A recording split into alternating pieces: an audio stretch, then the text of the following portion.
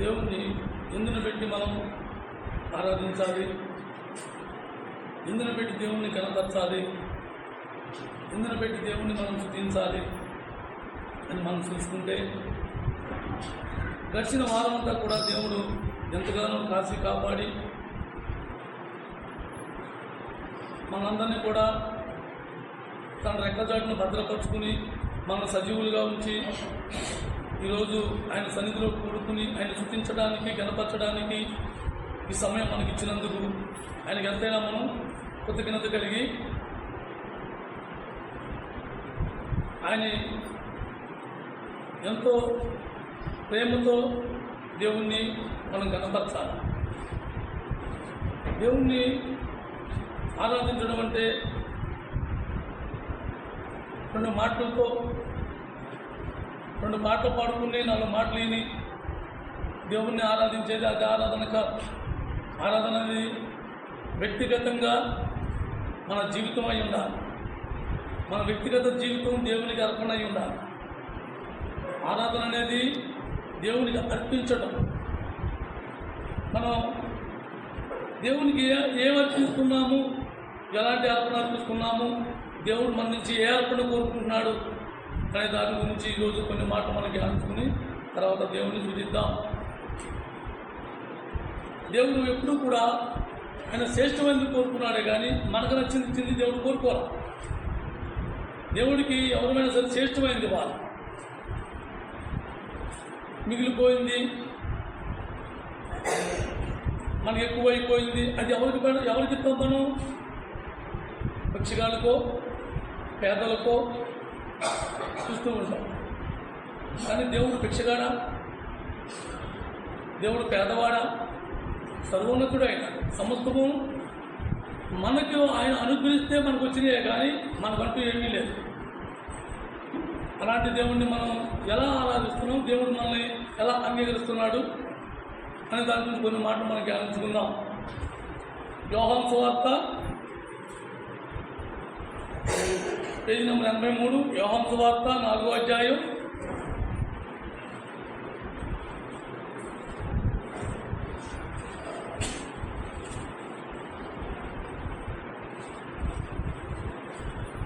23-24 వచ్చిన చదవక.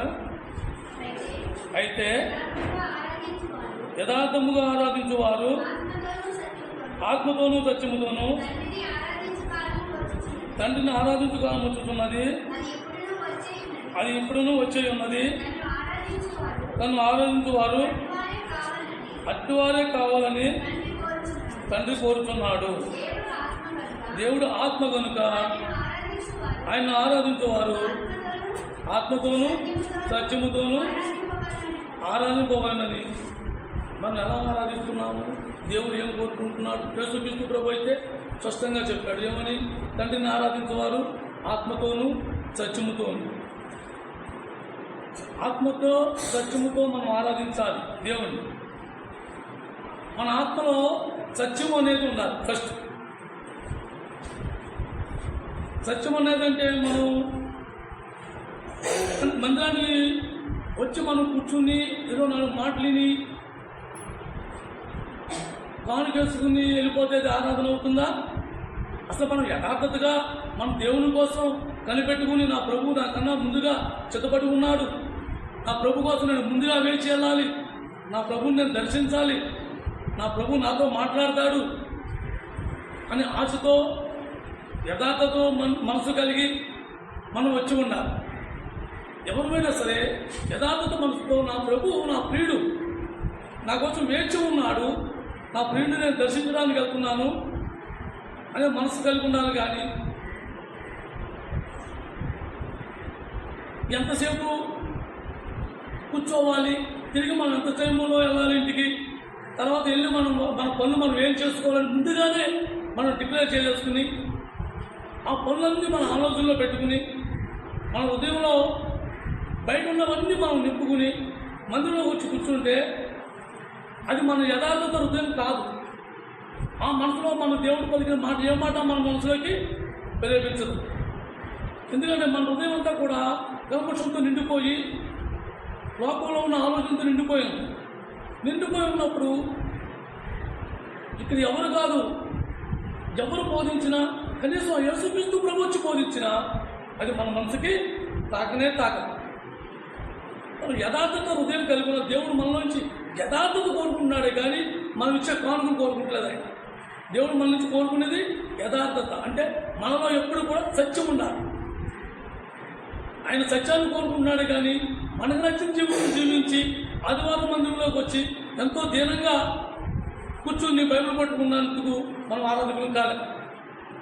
దేవుడు మన నుంచి కోరుకునేది యథార్థత కోరుకుంటున్నాడు, సత్యాన్ని కోరుకుంటాడు.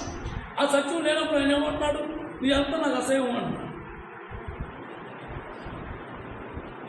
దేవుడు ఎప్పుడు కూడా ఆ యొక్క మనసులో సత్యాన్ని కోరుకుంటున్నాడు. ఆ సత్యం మనలో లేకపోతే మనం ఏమిచ్చినా కానుకేసుకున్నా, మనం ఎంతో భారం కలిగి గంటలు ప్రార్థనలు చేసినా, వర్తమానాలు చెప్పినా దానివల్ల వచ్చేదేమీ లేదు, దానివల్ల ఒరిగేదేమీ లేదు. నీవు ఒకే ఒక్క మాట అడిగిన దేవుడు నీలో యథార్థత ఉంటే ఆ ఒక్క మాటే చాలు, దేవుడికి దాన్ని అంగీకరిస్తాడు. దేవుడు మన నుంచి కోరుకునేది యథార్థత కోరుకుంటున్నాడు. కానీ మనం ఏదో మందికి వచ్చామా లేదా, మనం కానుకెళ్తున్నామా లేదా, అందరూ వచ్చారా, అందరూ రాలేదా, ఎంతమంది వచ్చారు, ఇవన్నీ లెక్క చూసుకోలేడు. ఎవరికి వారు ఎవరు ఆయన హృదయ యంత్రాంగంలో ఎరిగిన దేవుడు, ఆయన హృదయాన్ని చూసే దేవుడు.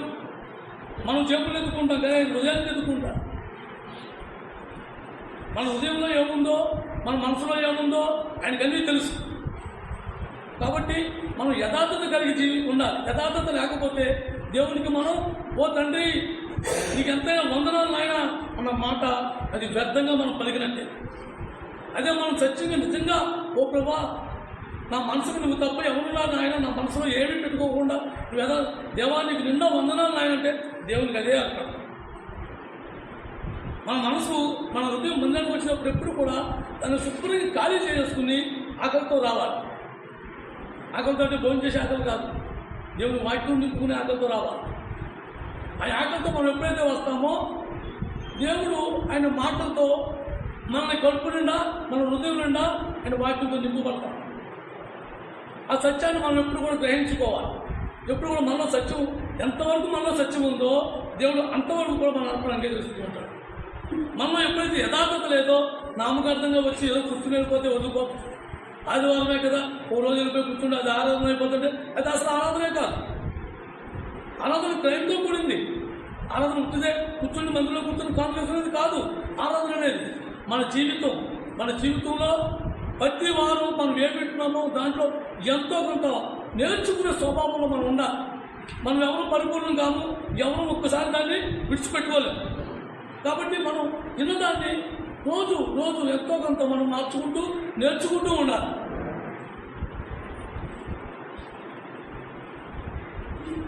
ఈ యథార్థత సత్యం, హృదయంలో సత్యం కోరుకుంటున్నాడు. మన అంతరంగంలో సత్యం కోరుకుంటున్నాడు. 51వ కీర్తనలో కూడా అదే మాట మాట్లాడు. 51వ కీర్తన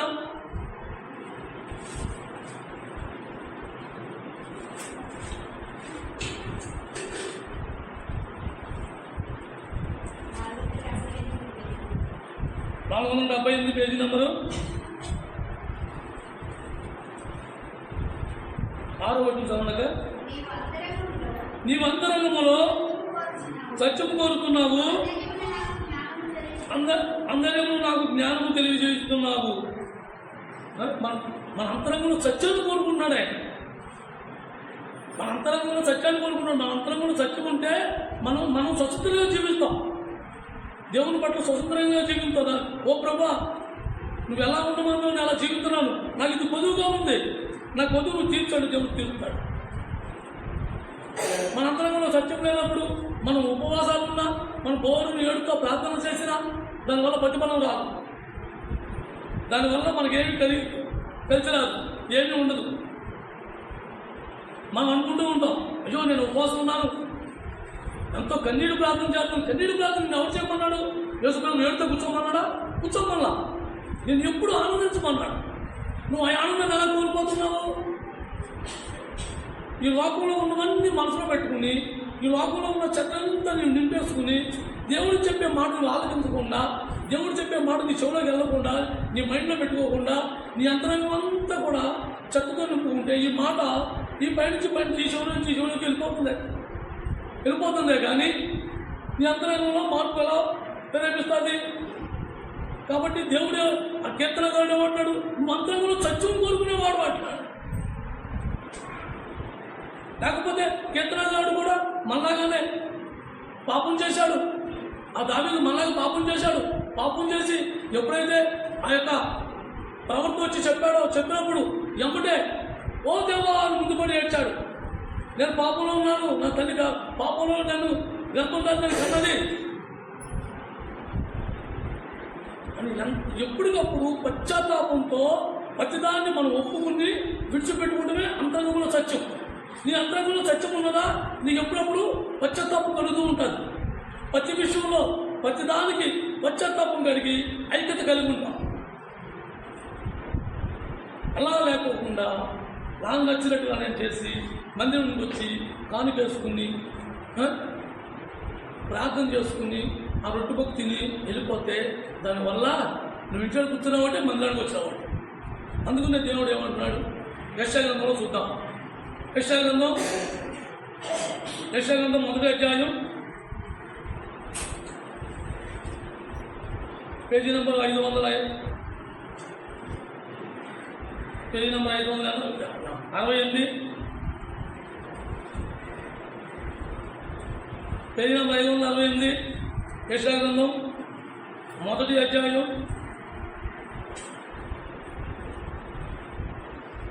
11వ నిమిషం. యెహోవా చదివించిన మాట ఇదే, విస్తారమైన మీ బలం నాకేలా, దానబలిన పొట్టేళ్లను,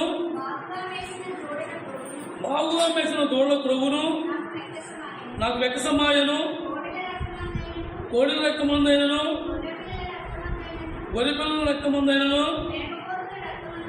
మేకపోతుల రెక్కమందైనను నాకు ఇష్టం లేదు. నువ్వేం పట్టుకొచ్చినా నాకు ఇష్టం లేదు. ఎందుకు ఇష్టం లేదు అంటున్నాడు? మనలో సత్యం లేదు, మనలో యథార్థత లేదు. అందరూ దేవుడిని నమ్ముకున్నాం, అందరూ దేవుడిని మనం నమ్ముకున్నాం, మనం అనుకుంటున్నాం. కానీ దేవుడు అందరినీ ఏర్పరచుకున్నాడు. కానీ దేవుడు కొంతమంది ఆత్మని అంగీకరిస్తున్నాడు. ఎందుకంటే యథార్థత లేదు. యథార్థత అంటే ఏంటి? సత్యం. ఆ సత్యంగా మన దేవుడు ఏం మనకు నేర్పుతున్నాడో, దేవుడు మనతో ఏం మాట్లాడుతున్నాడో ఆ మాటలు మనం అనుసరించకపోవడం, ఆ మాటలు మనం తెలుసుకోకపోవడం, ఆ ప్రకారంగా మనం జీవించకపోవటమే సత్యం మనలో. ప్రతి వారంలో 3 రోజులు 4 రోజులు దేవుడు మనతో మాట్లాడుతున్నాడు. మనలో ఏ కొంచెం మార్పు రాకపోతే దేవుడు మన అర్పణ ఏమంటున్నాడు? నాకు ఇష్టం లేదు, మీరు తెచ్చుకున్న పడేసు పోండి, నాకు ఇష్టం లేదు.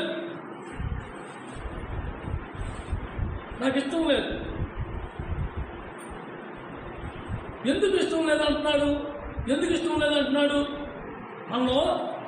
మనలో యథార్థతగా దేవుని మనం ఆరాధించే స్థితిలో లేము. దేవుని కోసం దేవుని కోసం మనం చిత్తపడి రాట్లా. దేవుని కోసం ఇష్టపూర్వకంగా దేవుని ప్రేమను పొందాలనే ఐక్యతతో మనం రాట్లా. మన ప్రేమ వ్యర్థమైంది. మనమంతా కూడా మోసకరమైన అంతర్యంలో మనం మోసం పెట్టుకుని, అంతరంగంలో మనం కర్ణం పెట్టుకుని, వేషధారణలాగా మనం జీవిస్తూ మందిరంలో కూర్చుని నేను ఎంతో పవిత్రుండాలని, నేను ఎంతో పవిత్రుండని మనం చెప్పుకునే మన జీవితాలు, మన అర్పణ దేవుడు ఎలా అంగీకరిస్తాడు?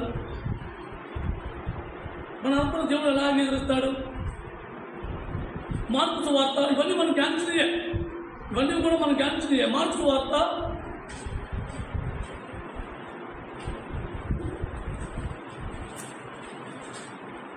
37 మార్కు సువార్త 7వ అధ్యాయం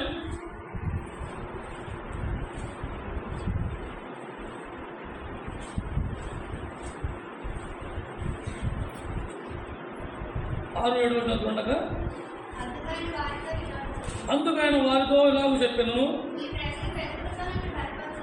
ఈ ప్రజలు పెదవులతో నన్ను కనపరుస్తున్నారు కానీ వారి హృదయం నాకు దూరంగా ఉన్నది. వారు మానవులు కల్పించిన పద్ధతులు, దేవోపదేశులని బోధించుచు నన్ను వ్యర్థముగా ఆరాధిస్తున్నాడు. మనం మన మన హృదయం దేవుడికి దూరంగా ఉంది. దూరంగా ఉన్నటువంటి ఏంటి? మన మందిరంలోనే ఉన్నాం కదా, నేను ప్రతి మీటింగ్కి నేను వస్తున్నాను కదా, దేవుడి మాట నేను వింటున్నాను కదా అని మనం అనుకోవచ్చు. కానీ మన మనసుతో, మన అంతరంగంలో దేవుడు నీతో నాతో మన అంతరంగంలో ఆయన మాట్లాడుతున్నాడా లేదా? లోన ఆయన ఆత్మ మనలో ఉంది. మన ఆ ఆత్మ పనిచేస్తే మనం చేసిన ప్రతిదానికి కూడా మన క్షమాపణ ఒప్పుకునేలాగా దేవుని ఆత్మ మనం ప్రేరేపిస్తూ ఉంటుంది. మనం పశ్చాత్తాపం పడేలాగా దేవుని ఆత్మ మనం ప్రేరేపిస్తూ ఉంటుంది. మనం ఏదో దేవుని నమ్ముకున్నాం, ఓ ప్రభు నా కోసం రక్తం కాల్చావు, నా కోసం శిలువలో మరణించావు, సమాధించి తిరిగి లేచావు, నువ్వు ఎంతో గొప్పవాడివి, నువ్వు నీతిమంతుడు. మరి ఆయన నీతిమంతుడే. ఆయన నీతిమంతుడై ఉండి ఏ పాపం లేనివాడు అయ్యండి పాపంగా మారిపోయి మన నీతిమంతులు చేయడానికి అయ్యాడు. మరి మన నీతి ఏది? దేవుడు అడుగుతున్నాడు. నువ్వు బంధాన్ని వస్తున్నావు, కానీ నీ హృదయం దూరంగా ఉంది. నువ్వు నాతో ఉన్నావు, నేను ఆశపడుతున్నాను. నీ మంత్రాన్ని నువ్వు దూరంగా పెట్టుకుంటున్నావు. నీతో మాట్లాడాలని నేను వేచి ఉన్నాను, నీ హృదయం ఎక్కడా ఖాళీ లేదు. మన హృదయం కూడా ఎప్పుడు కూడా దేవునికి ఖాళీగా ఉంటే దాంట్లో ప్రేరేపిస్తాడు. కానీ చూడండి, మనం ఎవరింట్లో అతికెళ్ళినప్పుడు ఇంట్లో సామాను పెట్టేస్తే మనం వెళ్ళిపోయి ఇంట్లో పడుకుంటామా? ఇంట్లో వెళ్తామా? వెళ్ళాం కదా. మరి మన దేవుడు కూడా అంతే. మన హృదయంతో నిండిపోయి ఈ వాకుతో, ఈ కల్మషంతో, కుళ్ళుతో, కుతంత్రాలతో ఈ హృదయంతో నిండిపోయి దేవా నీ వందనాలు నాయన అని ప్రార్థన చేస్తే దేవుడు వస్తాడా మన దగ్గరికి? మన అంతరంలో ఉంటాడా? దేవుడు మనతో మాట్లాడతాడా? దేవుడు మనకి ఇచ్చి మనం ఆయన కనపరిచే ఆయన ఘనత పొందుతా, ఆయన ఘనత తీసుకుంటాడా? ఆయన స్వీకరించాడా? ఇది మనం ఎప్పుడు చూసుకోవాలి. నేను ఏ మనసుతో దేవుని మందిరానికి వస్తున్నాను, నా హృదయం ఖాళీ చేస్తుంది, నేను దేవుడితో ఆకలి తప్పితో నేను దేవుడి సన్నిధికి వెళ్తున్నానా, లేక నామకార్థంగా నేను దేవుడి సన్నిధికి వెళ్ళి 4 మాటలు వచ్చేస్తే రోజు వెళ్ళిపోతాను ఉన్నానా అని మనం ఎప్పుడు చూసుకుంటూ ఉన్నాం. ఇది చాలా మనకు అవసరం. ఏదో వచ్చాములే వెళ్ళాములే రోజులు అయిపోతుంది అనుకుంటే మన రోజులు అయిపోతాయి. కానీ రేపు అన్న మన ద్వారాలు తెరవు, మన ద్వారాలు మూసిపోయి ఉంటాయి. ఇప్పుడు మనకు హ్యాపీగా ఉంటుంది, ఇప్పుడు ఆనందంగా ఉంటుంది, ఇప్పుడు మనకు నచ్చినట్టు ఉంటుంది. దేవుడికి నచ్చిన జీవితం మనం జీవించకపోతే మనం ఎక్కడున్నవాడు అక్కడే ఉంది. దేవుడికి నచ్చిన జీవితం మనం ఎప్పుడు కూడా మెలుగు కలిగి ఉండాలి. ఆ జీవితం మనకు అవసరం. మనం ఎలాంటి జీవితం జీవిస్తున్నాం అన్నది దేవుడు మనకు ఎన్నోసార్లు హెచ్చరిస్తూ వచ్చారు, ఇప్పుడు హెచ్చరిస్తున్నాడు. ఎంతోమంది అలా ఏదో గాలి వెళ్ళిపోతే సరిపోతుంది, మనకి వాళ్ళ ఖాళీగా ఉన్నాం కదా, ఇవాళ మందరం మీద కూర్చుంటే సరిపోతుంది.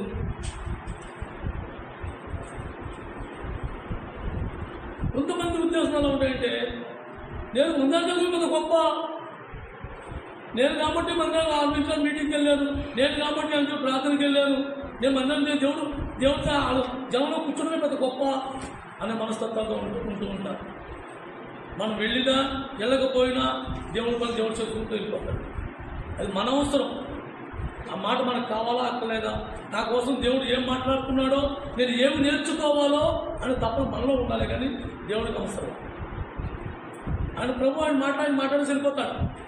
దాన్ని మనం ఎలా ఆలోచించుకోవాలో, దాన్ని ఎలా జీవించుకోవాలో, ఆ ప్రకారం మనం ఎలా నడుచుకోవాలో అది మన ఇష్టం పెట్టుంది.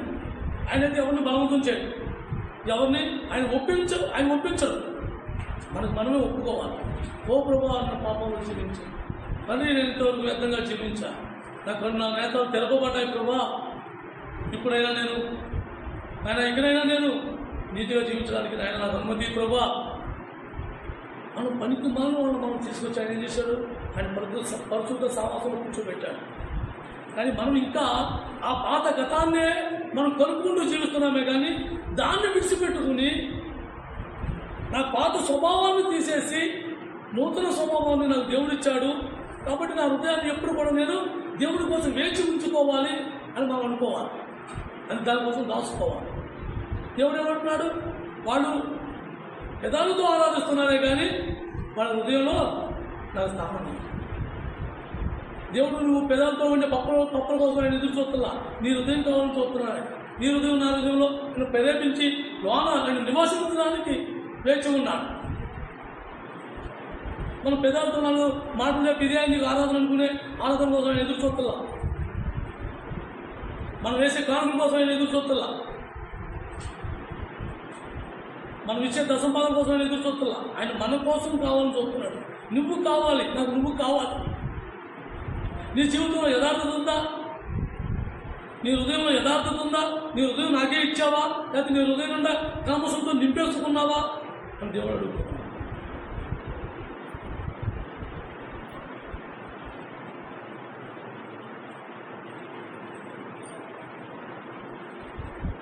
మొదటి యోహాను పత్రిక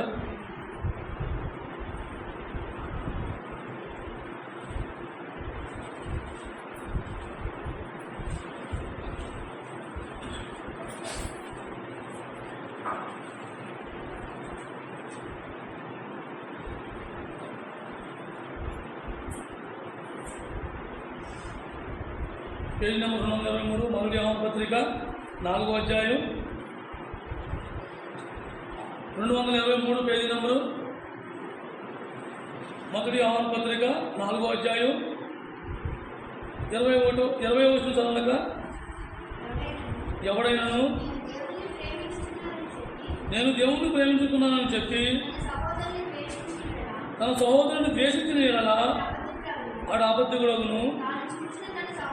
తను చూసిన తన సహోదరుని ప్రేమించని వాడు తన చూడని దేవుణ్ణి ఎలా ప్రేమిస్తాడు? ఇది వాస్తవమే కదా, ఇది నిజమే కదా. మనం ఎదురుకుండా ఉన్న వ్యక్తిని మనం ప్రేమించలేము, మనం ఎదురుకుండా ఉన్న వ్యక్తిని మనం గౌరవించలేము, మనం ఎదురుకున్న వ్యక్తిని మనం ప్రేమగా ఆప్యాయతగా మనం పలకరించలేము. మరి ఎక్కడో కనిపించిన దేవుని నువ్వు కింద మీద బాధ పడిపోయి కన్నీతో ఏడుతో ప్రార్థన చేస్తే అది నువ్వు దేవుని ప్రేమించినట్టు అవుతుందా? దేవుడు ఆయన స్వరూపం మనకిచ్చాడు, ఆయన స్వరూపం మనకిచ్చాడు. మానవుని ఆయన స్వరూపంగా చేర్చుకున్నాడు.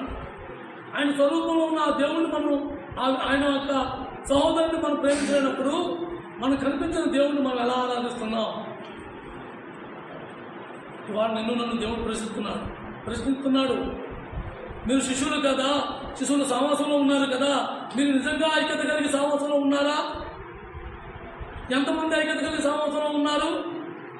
మీరు సహవాసంలో లేని వాళ్ళైతే ఎప్పుడైనా కళ్ళు తెరవండి. మీరు సహవాసంలో లేని వారైతే, మీరు శిష్యుల సహవాసంలో లేని వారైతే ఎప్పుడైనా మీరు కళ్ళు తెరవండి. మీ మనోనేతలు వెలిగింపబడుతున్నాయి, మీ మనోనేతలు వెలిగించి ఉన్నాయి. మీరు కళ్ళు తెరిచి చూడండి. కనిపించే మీ సహోదరుని మీరు ప్రేమించినప్పుడు దేవుడికి కనిపించిన దేవుడిని మీరు ఎలా ప్రేమిస్తున్నారు, ఎలా ఆరాధిస్తున్నారు?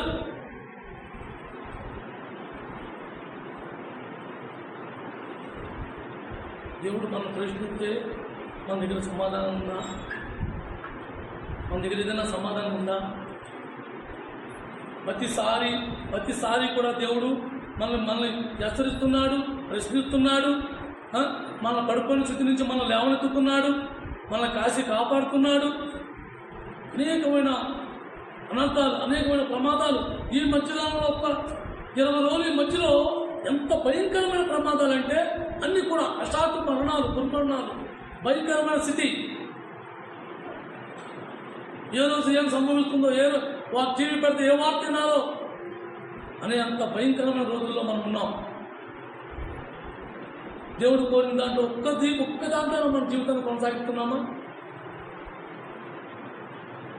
దేవుడు మాట అన్నా, దేవుడు అన్నా మనకు ఎంతో నిర్లక్ష్యం. ఎందుకంటే దేవుడు మనకు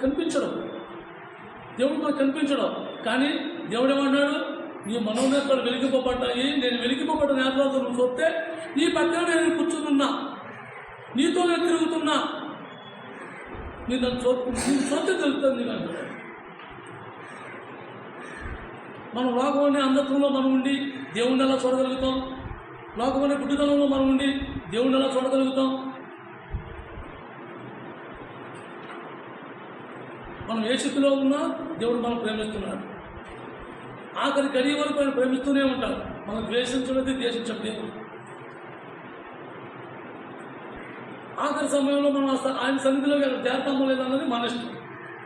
అక్కడ మాత్రం ఆయన ఏం జారిపడ్డాం, ఆయనకి అక్కడ కనికరపడే అవకాశమే లేదు. ఒకవేళ మనం చదువుకుంటాం ప్రభు ఒకసారి సమయం అని ఒకవేళ కనికరపడే సమయం ఇచ్చినా చదువుకునే సమయం కూడా మనం ఉన్నది.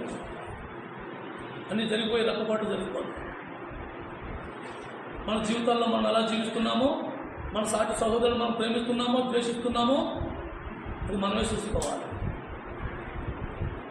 సంఘంలో ఉన్నవారు కానీ బయట ఉన్నవారు కానీ ఇరుగు పొరుగు వారు, సంఘంలో ఉన్నవారే కాదు సహోదరులంటే నీ ఎదుగు పొరుగు వారైనా సరే, నీ ఇంటి పక్కన ఉన్నవారు ఎవరైనా సరే, నువ్వు ఎటువంటి ప్రేమతో ప్రేమిస్తున్నావు? దేవుని ప్రేమతో నువ్వు ఆయన ప్రేమిస్తున్నావా? దేవుని ప్రేమతో ప్రేమిస్తూ నువ్వు దేవుడిని ఆరాధించినట్టే.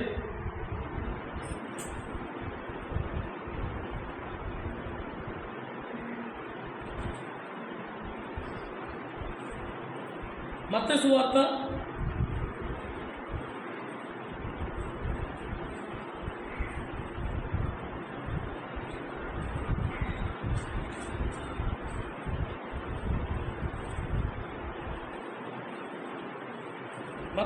6వ అధ్యాయం పేజీ నెంబర్ 6, 5వ అధ్యాయం 5వ అధ్యాయం పేజీ నెంబర్ 6,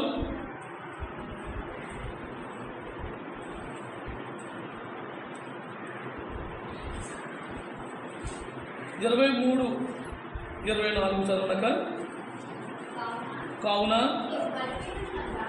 నీవు బలిపీఠం మీద అర్పణను అర్పించుచుండగా నీ మీద నీ సహోదరునికి విరోధం ఏమైనా కలదేమో అని అక్కడ నీ జ్ఞాపకం వచ్చిన ఎడల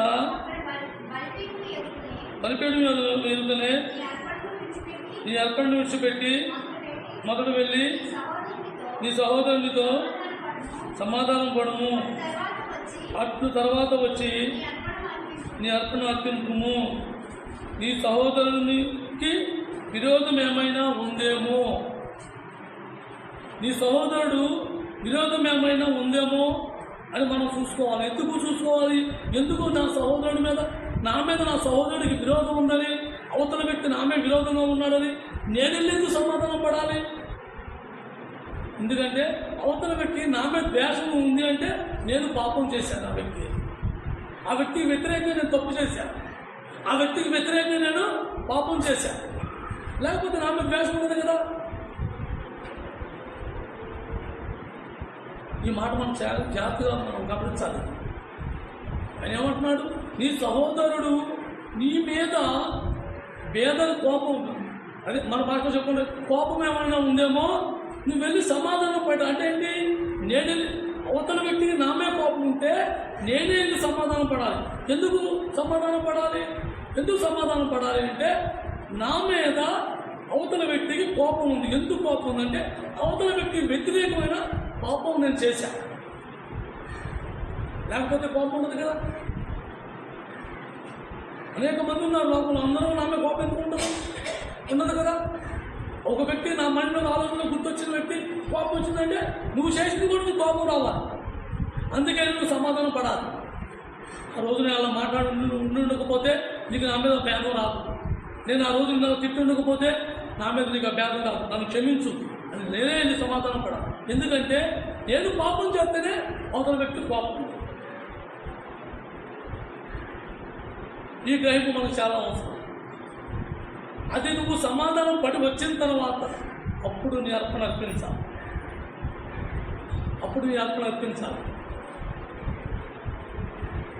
ఇంతవరకు దేవుడు మన అర్పణను ఎందుకు అసహించుకున్నాడంటే ఈ లోపాలన్నీ మనలో ఉన్నాయి. అనేక మందిలో ఈ లోపాలు ఉన్నాయి. అందుకే దేవుడు అందరి అర్పణలో అంగీకరించడు. అందరూ నైవేద్యాలు దేవుడు స్వీకరించడు. అందరం తెచ్చి పెడతాం, కానీ అందరి ఆయన స్వీకరించడు. ఎవరో ఆ యొక్క హృదయంలో సత్యాన్ని గ్రహించి ఆ సత్య జీవితం జీవించేవారు వాళ్ళు అనుకున్నారు దేవుడు అంగీకరిస్తారు, కానీ అందరు అర్పణలు దేవుడు అంగీకరించాడు. దేవుడు మన అర్పణ ఏమన్నాడు? మీ అర్పణ నాకు అసహ్యం అంటున్నాడు. యెషయా ఇందాక తీసినట్టు మొదటి అధ్యాయం తినక యెషయా గ్రంథం 40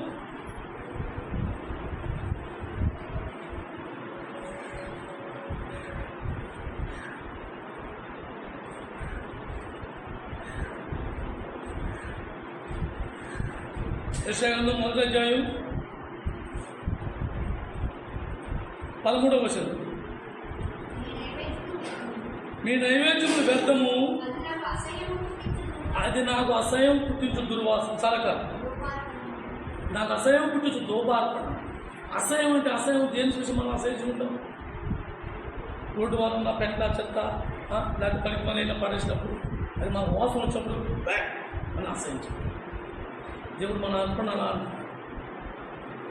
మనం పట్టుకొచ్చిన అర్పణ, మనం ఆయన పెదాలతో మనం ఆరాధించే ఆరాధన ఆయన ఏమన్నాడు?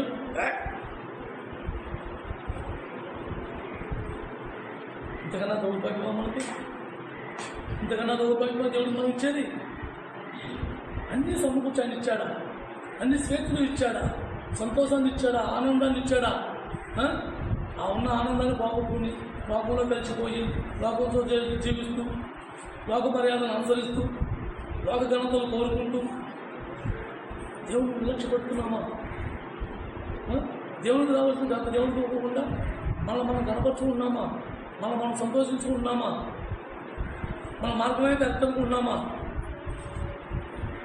నేను ఇలాగే ఉంటాను, ఇలాగే ఉండు.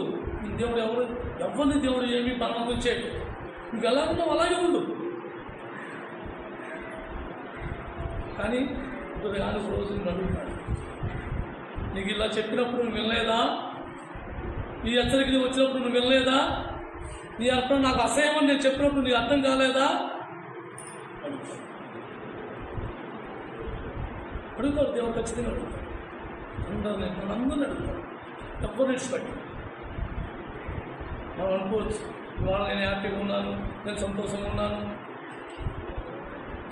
నాకేంటి అనుకోవచ్చు. ఎవరికి ఏమీ కాదు, ఎవరికి తమాడు.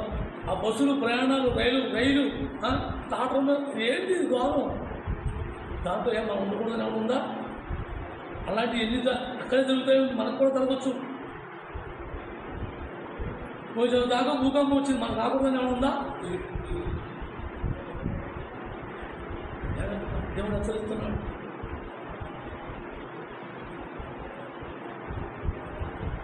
దేవుడు హెచ్చరిస్తున్నాడు, మనం జాగ్రత్త మెలకు కలిగి ఉండాలి. ఏమన్నాడు? మీరు తెచ్చేది నాకు అసహ్యంగా ఉంది, ఇక మీద మీరు తేవద్దు, మీరు తెచ్చి దాన్ని బాగు చేయొద్దు, నాకు పెట్టొద్దు, బిరెత్తరండి. మన రాష్ట్రం చెప్పాలంటే ఆయన అదే అంటున్నాడు, చిచ్చి ఇది తెత్తనే నువ్వే తిను.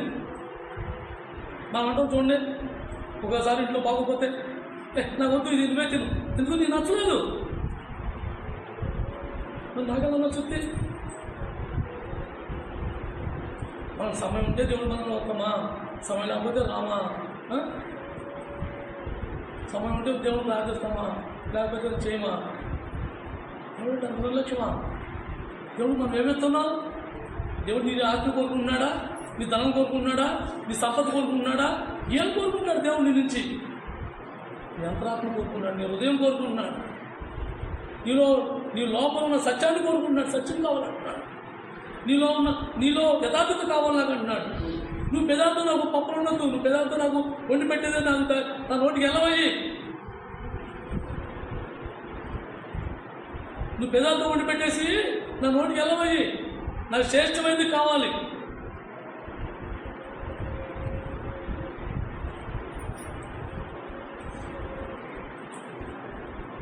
వ్యర్థమైన అర్పణతో దేవుని ఇష్టించేస్తాం. దేవుడు మనం అర్పించే అర్పణలన్నీ కూడా వ్యర్థంగా ఆయన అనుకుంటాడు. మరి ఆయన ఏ అర్పణ కావాలి? ఆయన అర్పణ ఆయన మనల్ని ఏం చేసి ఆయన అర్పణగా మనల్ని అంగీకరిద్దాం అనుకుంటున్నాడు? అది కూడా చూద్దాం. ఎఫెసీయులకు రాసిన పత్రిక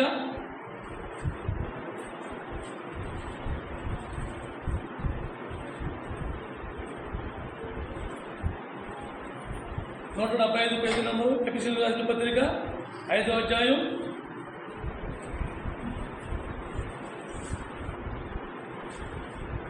2వ వచనం చదవక 5:2 ఎఫెసీ 5:2 క్రీస్తు మిమ్మల్ని ప్రేమించి పరిమళ వాసనలుగా ఉండుటకు మన కొరకు తన్ను తాను దేవునికి అర్పణముగాను బలిగాను అప్పగించుకొని. దేనికోసం అప్పగించుకున్నాడు? మనం తెచ్చిందంతా ఏముంది? కంపు కొడుతుంది ఆయన. మన దగ్గర కంపు వస్తుంది, వాసన, చెడు వాసన, దుర్వాసన. ఆయన ఉన్నది నిలవలేకపోతున్నాడు. అందుకే ఆయన కుమారుడు మనల్ని పరిమళ వాసనగా చేయడానికి ఆయన బలైపోయాడు. ఆయన అర్పించుకున్నాడు. తండ్రికి అర్పణగా అయిపోయాడు. తండ్రికి నైవేద్యంగా అయిపోయాడు. ఆరాధికుడయ్యాడు, బలిగా అయిపోయాడు. మనందరినీ కూడా ఆయన సువాసనగా చేయడానికి ఆయన బలైపోయాడు. పోలే నాన్న, ఇంతవరకు నా తమ్ముళ్ళు, నా చెల్లెళ్ళు అంతా ఇక్కడ తెచ్చిన అర్పణ నీకు అసహ్యంగా ఉందా? సరే, నా బదులు నేను ఇస్తాను నీకు అర్పణ అని ఆయన అర్పించుకున్నాడు. ఆయన అర్పించుకున్నాడు. మనం చేయలేదు, ఆయన చేశాడు, మనం చూపించాడు. మనల్ని కూడా వచ్చి బేగులు దిగేసుకుని తలకి మెల్లగాని బళ్ళు తలుపులో పడుకోమన్నాడా? నీ హృదయంలో యథార్థత కావాలని కోరుకుంటున్నాడు ఆయన. నీ హృదయంలో సత్యం కావాలని కోరుకుంటున్నాడు. నీకు ఎవరిగా ద్వేషం ఉండకూడదని కోరుకుంటున్నాడు. నీలో ప్రేమ, నా ప్రేమ ఎటువంటిదో నీలో ఎటువంటి ప్రేమ ఉండాలని కోరుకుంటున్నాడు. ఇది దేవునికి ఆరాధన.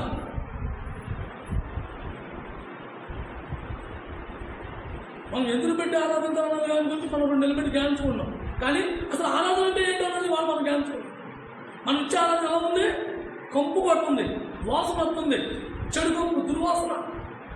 దేవుడు అసహించుకున్నాడు. ఇక మీద మీరు తేవద్దు. ఆ మలాజీ గ్రంథం అయితే ఆయన ద్వారాలే మూసేమన్నాడు. అతను నా పరిశుద్ధాలయంలోకి నువ్వు రమ్మన్నది ఎవడో, నా ఆవరణ నువ్వు తొక్కమన్నది ఎవడో, నా ద్వారాలే మూసేయండి అన్నాడు. కానీ ఆ యేసుక్రీస్తు ప్రభు ఏం చేశాడు? మనం పరిమళ వాసనగా చెప్పాడు. తండ్రికి ఆయన బలిగా అర్పించుకున్నాడు, బలైపోయాడు. ఎవరి కోసం? మనందరి కోసం, మనందరి కోసం, ముఖ్యంగా నా కోసం, నేను చేసిన పాపాల కోసం, నేను దేవునికి కంపు కొట్టి అర్పణ అర్పించే నా కోసం ఆయన బలైపోయి నన్ను వాసనగా చేశాడు, పరిమళ వాసనగా చేశాడు. దేవుడు ఏం కోరుకుంటున్నాడు? మన నుంచి ఏం కోరుకుంటున్నాడు? మన ధనం కోరుకుంటున్నాడా? మన ఆస్తి కోరుకుంటున్నాడా? మన బళ్ళు కోరుకుంటున్నాడా? ఏంటి నా వద్దు, నాకు నువ్వే కావాలి. ఎలాంటి జీవితంలో మనం నిమగ్నం అయిపోయి ఉండి, ఎలాంటి జీవితాన్ని మనం విడిచిపెట్టుకోలేక, పెద్దలు పెట్టిన పరపర ఆచారాలు అంటే ఏంటి? ఎవడో ఏదో చేసేది నేను అదే చేయాలి. ఆరాధన లేదు అంటే అసలు ఆరాధన ఉండటమేంటి, లేకపోవటమేంటి? మందిరాల్లో కొంతమంది ఆరాధన లేదు అంటూ ఉంటారు. ఆరాధన ఉండటమేంటి, ఆరాధన లేకపోవటమేంటి? అసలు ఆరాధన అంటే ఏంటి? నన్ను నేను బలిగా దేవునికి అర్పించుకుంటమే దేవునికి ఆరాధన. నోటితో పలికే మాటలు కాదు దేవునికి ఆరాధన. నా జీవితం పరంగా పెట్టడమే దేవునికి ఆరాధన.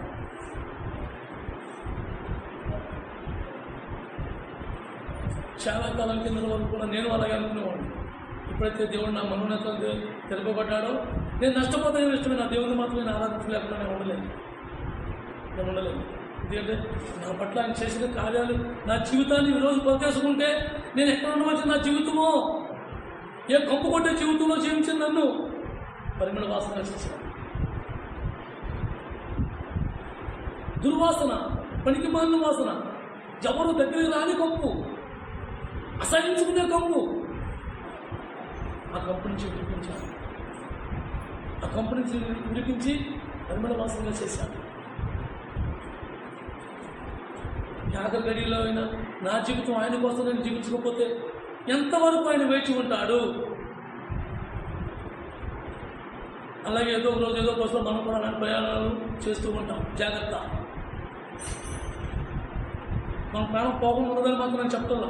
మన ప్రాణం పోతే మన పరిస్థితి ఏంటి? మనకు చాలా అవసరం.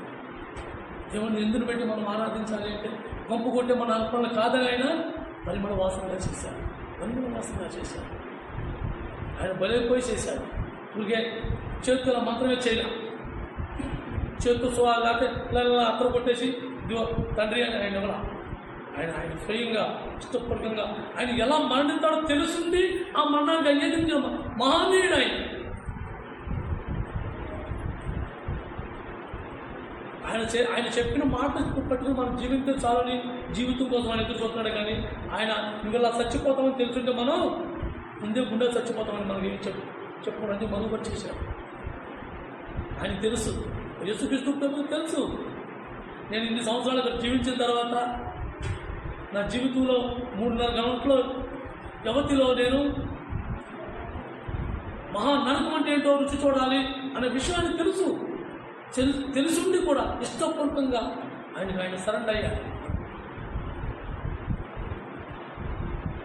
మన జీవితంలో మనం ఏం సరెండర్ అయిపోయి ఉన్నామో మనమే గ్రహించుకుంటాం. దేవుడు మన నుంచి ఏం కోరుకుంటున్నాడో మనం చూసుకోవాలి. ఎంత వయసు వచ్చినా ఇంకా పోకులాటే ఇంకా ఏదో చేసేవాళ్ళు, ఏం చేసుకుంటావు? ఈరోజు దేవుడు పిలుచుకుంటే ఆ ధనవంతుడు కొట్లు చాలుగా పెద్ద కొట్లు చేసి దాని నిండా ధనం పూర్చేశాడు, దాని నిండా దానం తిప్పేశాడు, అనేక సంపద సంపాదించేశాడు. ఏమన్నాడు? ప్రాణమా తిరుము తాగుము సుఖించము. ఏం సుఖించావు? వచ్చాయన్నాడు దేవుడు. అక్కడ ఏంటి మన పరిస్థితి ఏంటి? రా నీ టైం అయిపోయింది, రా అంటున్నాడు దేవుడు. మరి అంతా ఎవరు తింటాడు? ఈ పాపులాడంతా దేని గురించి?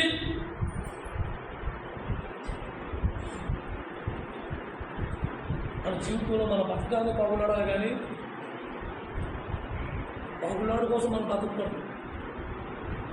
చాలా అవసరం. ఎందుకంటే క్రైస్తవులకి అతి ముఖ్యంగా అవసరం. ఎందుకంటే మనకు ఒక నిరీక్షణ ఉంది. ఇక్కడ ఎక్కడెక్కడ ఎన్ని వదిలేసి కనీసం నేను కొట్టుకున్న గుడ్లతో సహాయం వదిలేసి నేను నా తండ్రి దగ్గరికి వెళ్ళిపోవాలి అని ఒక నిరీక్షణ మనకు తెలుసు. అందుకు మనం బతుకడానికి మనం జీవించాలే, కానీ జీవించడానికి బతుకు కాకూడదు. ఇది చాలా అవసరం. మేకా గ్రంథం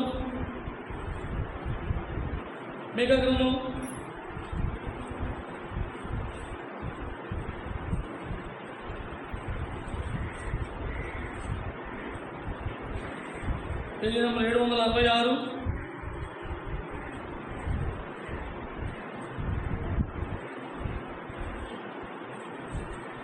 6వ అధ్యాయం 8వ శ్లోకం. మనుషుడా, ఏది ఉత్తమమో అది నీకు తెలియజేయబడే ఉంది.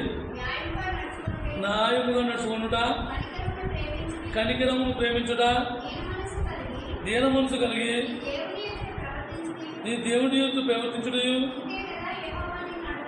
ఇదే కదా అని అడుగుతున్నాడు ఆయన. ఒక మాట మనం అడుగుతున్నాడు, మనం అంటున్నారు ఇదే కదా నేను అడిగాను. నేనేమడిగాను? నీ ఆస్తిలో వాటా ఇమ్మన్నానా? నీ సంపదలో నాకు సగం ఇమ్మన్నానా? లేకపోతే నీకున్న పేరులో నాకు ఆ పేరు పరిస్థితులు నాకు ఉదయన్నానా? నేను నిన్నేమడుగుతున్నాను? నీ దగ్గర నేను ఏం కోరుకున్నాను అని దేవుడు మనం అడిగితే మన దగ్గర ఏ సమాధానం ఉంది? ఆయన అడిగిన పని మన నెత్తి మీద పండగని నువ్వు పనులన్నీ మానేసుకుని పొద్దు నుంచి సాయంత్రం వరకు నా మందిరంలో కూర్చొని నాతోనే ఉండు అని అడుగుతున్నాడా? ఆయన అడిగేది ఏమడుగుతున్నాడు?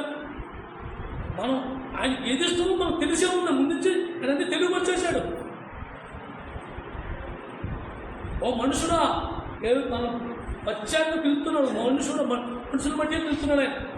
జంతువుల్ని, మృగాల్ని, చెట్టుని, పొట్టల్ని పిలవట్లా, మనుషుల్నే. మనుషుడా, ఎంత వనకంతో ఆయన పిలుపుతున్నాడు జ్ఞాపకంతో.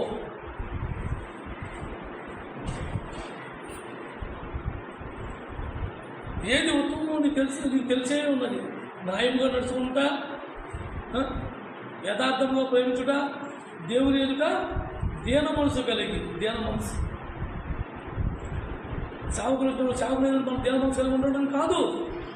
నిజమైన మనసు, దేవుని ముందు మనం దీన మనసు కలిగి ఉండాలి. నాకు చేత కాదు ప్రభా, నేను వెళ్తుంది, నాకేమీ తెలియదు, నా కోసం నన్ను పరిమళ వాసనగా చేయడానికి, నా కొప్పుకొండే జీవితాన్ని కప్పిపుచ్చడానికి నువ్వు అర్పణైపోయావు తండ్రి. యథార్థతగా మనం అడుగుతుంటే దేవుడు మన అర్పణ అంగీకరిస్తాడు. దేవుడు మనలో సత్యాన్ని కోరుకుంటున్నాడే కానీ మనం ఇచ్చే కానుకలు కాదు, మనం ఇచ్చే డబ్బులు కాదు. దేవుడు మనలో ఉన్న సత్యాన్ని కోరుకుంటున్నాడు, యథార్థత కోరుకుంటున్నాడు. దీన మనసుతో ఉండాలని మన దేవుడు మన నుంచి కోరుకుంటున్నాడు. అందుకే ఆ రోజుల్లో వాళ్ళిద్దరే ఉన్నారు, అన్నదమ్ములు ఇద్దరే ఉన్నారు. ఆ రోజుల్లో దేవుడు అర్పణ ఫస్ట్ అర్పించింది, అన్నదమ్ములు ఇద్దరే ఉన్నారు. వాళ్ళిద్దరూ అర్పణ చేయలేరు, కానీ దేవుడు ఒకరే అంగీకరించారు. అనేక మంది లేరు, ఇద్దరు అన్నదమ్ములు ఇద్దరు దేవుడి మీద నలుగురు ఉన్నారు. తల్లిదండ్రులు బయటికి వెళ్ళిపోయారు, అన్నదమ్ములు ఇద్దరు అర్పణ తీసుకొచ్చారు. ఆదికాండం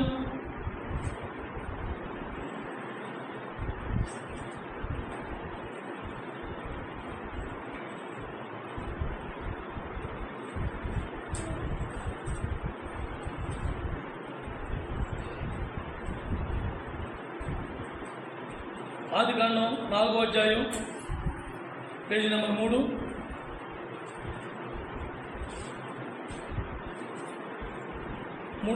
చదువుమా. కొంతకాలమైన తర్వాత కయ్యను పొలం పంటలో కొంత యెహోవాకు అర్పణగా తెచ్చాను. ఏబేలు కూడా తన మందలో తొంజూలు పుట్టిన వాటిలో కొవ్విన వాటిని కొన్ని తెచ్చాను. యెహోవా ఏబేలును అతని అర్పణను లక్ష్యపెట్టాడు. దేవుడు కయ్యాను తెచ్చిన దాన్ని, కయ్యాను నాకు అర్పణ వల్ల నీకు మనసు వచ్చింది, అలా రావడం నీకు మంచిదే, బాగానే తెచ్చావు అని దేవుడు అనుకో. అసలు కయ్యాను అర్పణే వాడు మన అర్పణ ఎలా ఉంటుందో చూస్తున్నాడు. మనల్ని అయితే అసలు మీరు తేవద్దు అని చెప్పేసి వాళ్ళు తెచ్చిన తర్వాత ఆయన అంగీకరించలేదు. మనైతే మీ అర్పణ నాకు అసహ్యం అని చెప్పేశాడు.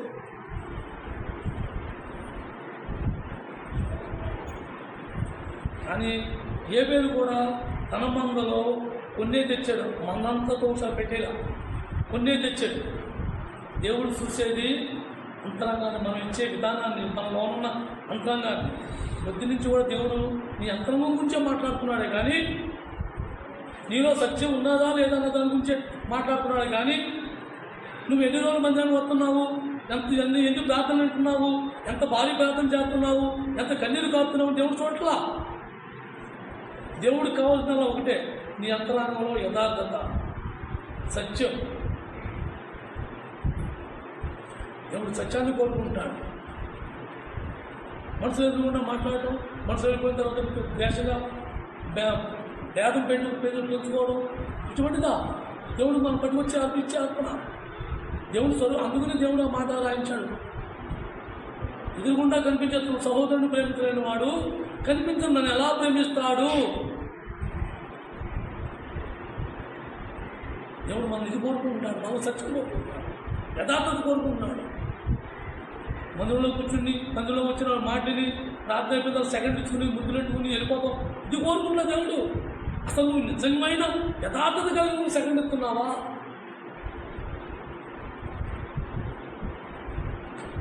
యథార్థత కలిగి నువ్వు దేవుడి పట్ల ప్రవర్తిస్తున్నావా?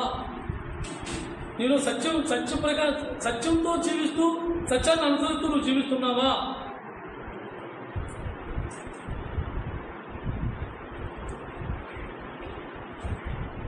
దేవుడు మన నుంచి కోరుకునే సత్యాన్ని కోరుకుంటాడే కానీ మనం పట్టుకొచ్చి అర్పణ కోరుకుంటాడు.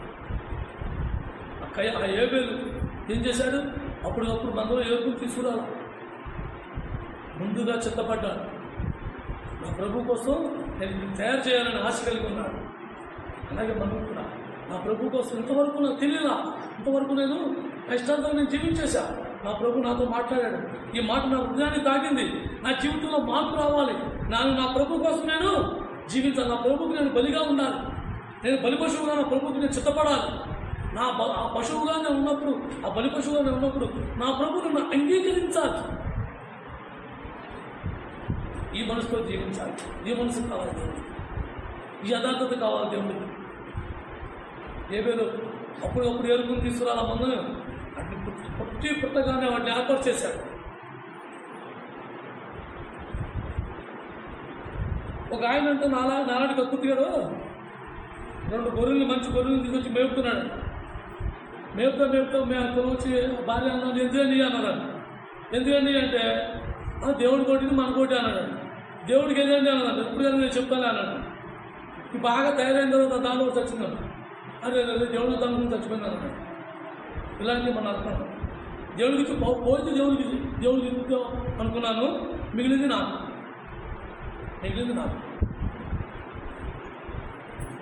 అందుకే మీ అర్థం నాకు అసహ్యం అంటున్నాడు.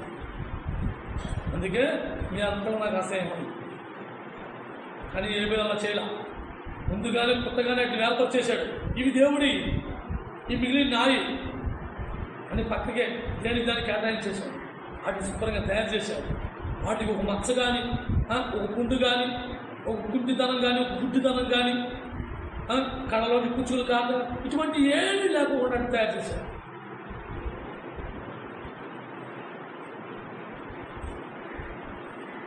అందుకే దేవుడు రాకుండా మనం అలా ఉండాలి. ముడతైనను, మాలిన్యమైన, మత్సైనను, కలంకమైనను ఏమి లేకుండా ఉండాలి. ఎందుకు రాశాడు? అందుకే రాయించాడు ఆ మాట. దేవుడు ఊరికి రాయించాల. ఏవేళ ఆ తీసుకొచ్చిన మందని అలాగే తయారు చేశాడు. వాటిలో ఏ మచ్చ లేకోకుండా, ఏ జబ్బు లేకోకుండా, ఏ కాలు వంకర, చెవు వంకర, కొమ్ము వంకర, ఇటువంటి ఏమీ లేకోకుండా అన్నీ సంపూర్ణంగా దేవుడు నచ్చినట్లుగా అని తయారు చేసి తీసుకొచ్చాడు. నువ్వు నేను కూడా దేవుడికి నచ్చినట్టుగా తయారై రావాలి. కానీ నాకు నచ్చినట్టు నేను బట్టలు వేసుకుని, డ్రెస్సులు వేసుకుని, నాకు నచ్చినట్టుగా నేను చెట్టుకుంటూ వచ్చినట్టు కాదు. దేవుడి సన్నిధిలో దేవుడికి నచ్చినట్టుగా నేను రావాలి. దేవుడు నన్ను అంగీకరిస్తాడా లేదా ఈరోజు అనే మనసుతో నేను దేవుడి సన్నిధికి రావాలి. నేను ఏ మనసుతో వస్తున్నానో దేవుడు దాన్ని చూస్తున్నాడు. నేను వచ్చిన విధానాన్ని చూస్తున్నాడు, కానీ నా లోపల నా అంతరంగాన్ని చూస్తున్నాడు. కానీ నేను వచ్చిన విధానాన్ని నేను చూడట్లేదు. నేను ఏ ఉద్దేశంతో వస్తున్నానో ఆ ఉద్దేశం చూస్తున్నాను. నా లోపల ఉద్దేశం చూస్తున్నాను. దేవుడు ఈ బలులని దేవుడిని అర్పించేస్తే నాకు దేవుడు ఆశీర్వాదం ఇస్తాడు, ఇంకొక 1000 గొర్రెలు ఇస్తాడని ఆ ఆశతో కూడా తేలా. అప్పుడు అన్ని గొర్రెలు తెచ్చి కూడా అప్పుడు లేదు కదా, వాళ్ళ అన్నములు ఇద్దరే. కానీ ఆయన తెచ్చిన మనసు నా ప్రభుకి ఏ ఒక్క మచ్చ, మాలిన్యం, కొలత ఏది ఉండకూడదు. శుభ్రమైంది నేను ఇవ్వాలి. అలాగే మనం దేవుడి సన్నిధిలో లోపల ఉన్న ఏ ఆలోచన మనం మనసు పెట్టుకోవాలి. ఇదిగో ప్రభా నీకు అంకితం, ఏం చేసుకుంటో చేసుకో అనే స్థాయిలో మనం ఉండాలి. ఇది దేవుడు మన నుంచి కోరుకునేది. మనం ఇచ్చే ధనము, మనం ఇచ్చే డబ్బు, మనం ఇచ్చే కానుకలు, ఇవి దేవుడు కోరుకుంటున్నా. నువ్వు మందిరానికి వచ్చినా రాకపోయినా దేవుడు ఎందుకు రాదని కూడా నేను అడగను. మందిరానికి మనం వచ్చినా దేవుడు గొప్పలేదు, మందిరానికి రాకపోయినా దేవుడు గొప్పలేదు. దేవుడికి కావాల్సిందల్లా నీ అంతరంగంలో సత్యాన్ని కోరుకున్నాడు. కానీ నువ్వు చేసే ప్రార్థనలు కానీ, నువ్వు మాట్లాడే మాటలు కానీ, నువ్వు పలికే పలుకులకి ఆయన ఇష్టం లేదు. అది కావాల్సింది యథార్థత, సత్యం. ఏదో అలాంటి యథార్థతతోనే వచ్చాడు. నా తండ్రికి ఇవన్నీ నా తండ్రి ఇచ్చింది. అవి పుట్టగానే వాటిని వేరుపరిచేసుకుంటూ ఉన్నాడు. ఇది నా ప్రభుకి, ఇది నా ప్రభుకి, ఇది నాది. వాటిని పెంచుకున్నాడు, చక్కగా తయారు చేశాడు. అలాగే మనం కూడా ఎదురుచూపు. నేను ఎలా ఉంటే నా ప్రభు నన్ను అంగీకరిస్తాడు. నేను నా జీవితంలో నేను ఏం పట్టి నా ప్రభు ముందు పెట్టాలి. ఇప్పుడు ఆదివారం వస్తుంది, నేను ఉప్పు నుంచి సిద్ధపడకపోతే ఎన్ని అప్పుడు తయారవుతుంది. నాకు నా జీవితం ఉప్పు నుంచి నేను సిద్ధపడాలి. నేను మార్చుకోవాలి, నేను నడుచుకోవాలి, సరి చేసుకోవాలి, చక్కబెట్టుకోవాలి. తిరిగి నేను హృదయానికి ఇదిగో ప్రభు నా అర్పణాన్ని ముందు పెట్టాలి.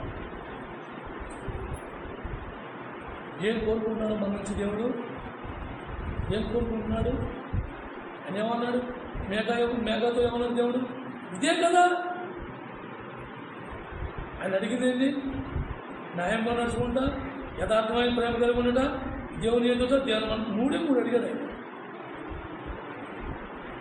మనమైతే 100 రోజులు కోరేసుకుంటాం. దేవుడు రాగానే ఓ ప్రభా మరి నా కొడుకు ఆ స్థాయిలో ఉండాలి, నా కోట ఎలా ఉండాలి, నా కొడుకు ఎలా ఉండాలి, నేను ఎంత ఎత్తు ఈ లోకంలో ఉండాలి, నాకు ఇన్ని కార్లు ఉండాలి, నాకు ఇంత మన నోటి ఏమవుతుందో తెలియకుండా మనం కొడుకు కోరేసుకుంటాం. కానీ ఆయన మన నుంచి ఏం కోరుకున్నాడు? 3 కోరుకున్నాడు. 3 కోరుకున్నాడు.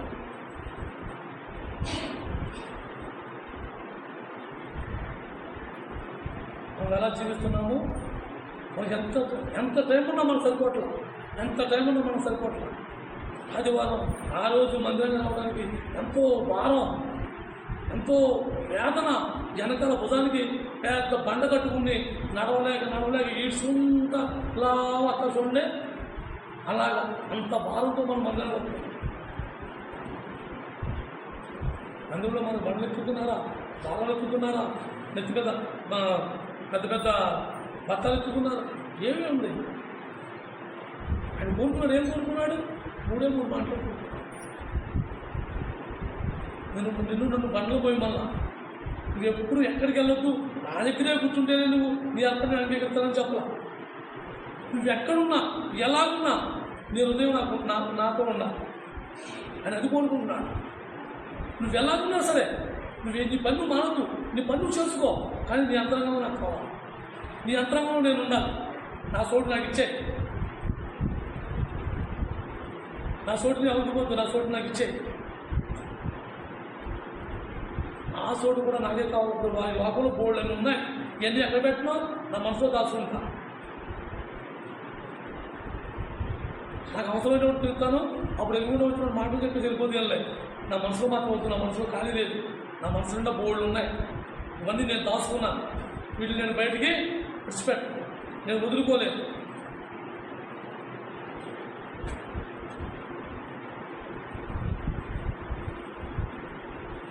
దేవుడు మనల్ని ఏం చేశాడు? పంపు కొట్టే మన జీవితాల్లో పరిమళవాసనగా చేసి ఆయన అర్పణ అయిపోయి, పంపు కొట్టే మన అర్పణను పరిమళవాసనగా చేసి మన కోసం ఆయన దేవునికి అర్పించుకున్నాడు. ఉన్న సమయం తీసుకుంటారు.